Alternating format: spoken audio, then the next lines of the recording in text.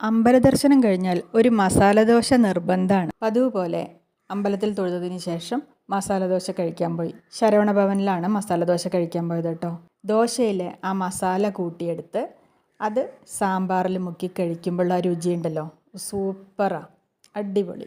എനിക്ക് അങ്ങനെ കഴിക്കാനാണ് കൂടുതലിഷ്ടം. പക്ഷേ ചേട്ടന് കൂടുതലിഷ്ടം ചട്നിയാണ്. ചേട്ടൻ എപ്പോഴും ചമ്മന്തി കൂട്ടിയാണ് കഴിക്കുക. സാമ്പാറിനേക്കാൾ ഇഷ്ടം ദോശ ചമ്മന്തി കൂട്ടി കഴിക്കാനാണ്. അപ്പം ഞാൻ പറഞ്ഞു, ആ വട സാമ്പാർ കൂട്ടി ഒന്ന് കഴിച്ച് നോക്കാൻ. സാമ്പാർ കൂട്ടി കഴിച്ച് നോക്കി എങ്ങനെയുണ്ട് എന്ന് ചോദിച്ചപ്പോൾ കൊള്ളാം എന്ന് പറഞ്ഞു. അങ്ങനെ ഞങ്ങൾ ശരവണഭവനിൽ നിന്ന് മസാല ദോശയും വടയൊക്കെ കഴിച്ച് പുറത്തേക്ക് ഇറങ്ങി. പിന്നെ ശരവണഭവനിൽ പോയാൽ എന്തെങ്കിലും ഒരു സ്വീറ്റ് വാങ്ങണം എന്ന് എനിക്ക് നിർബന്ധമാണ്. അതുകൊണ്ട് തന്നെ ഞാൻ അവിടുന്ന് മൈസൂർ പാക്കാണ് വാങ്ങിയത്.